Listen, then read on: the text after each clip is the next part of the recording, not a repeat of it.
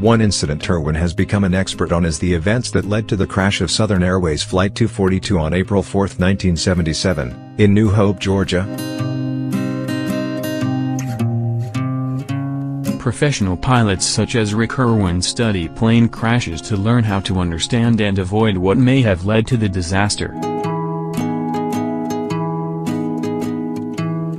Irwin's father-in-law died in the crash, one of 72 victims, 63 on board and 9 on the ground, as the pilots tried to land their DC-9-31 on a highway after both engines were destroyed in a hailstorm. There were 22 survivors on the plane. Unfortunately, most regulations and improvements are written in blood. Irwin, a veteran United Parcel Service pilot, tells Sammy Chittum, author of Southern Storm, The Tragedy of Flight 242, 216 pages, $24.95, Smithsonian Books. Chittum describes the harrowing day, from the developing storm and its fury, the pilots' actions to try to restore the damaged plane, the heroics of the 2 flight attendants and the community that was forever changed by the disaster.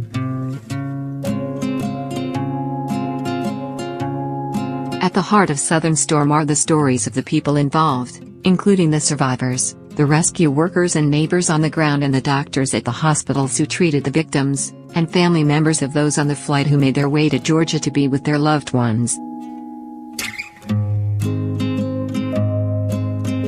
Co-pilot Lyman Keel Jr. was at the controls during and after the storm, when the plane's engines failed.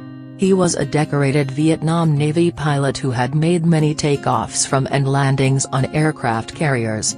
It was his expertise that prepared him to land the disabled Southern Airways plane with a broken windshield directly on a narrow New Hope highway. Perhaps the most heartbreaking is the story of the husbands whose wives, all related, were killed on the ground in an instant in the hours that passed before the men learned of their fate. Chittum also tells of 2 survivors and their return from another world immediately following the crash.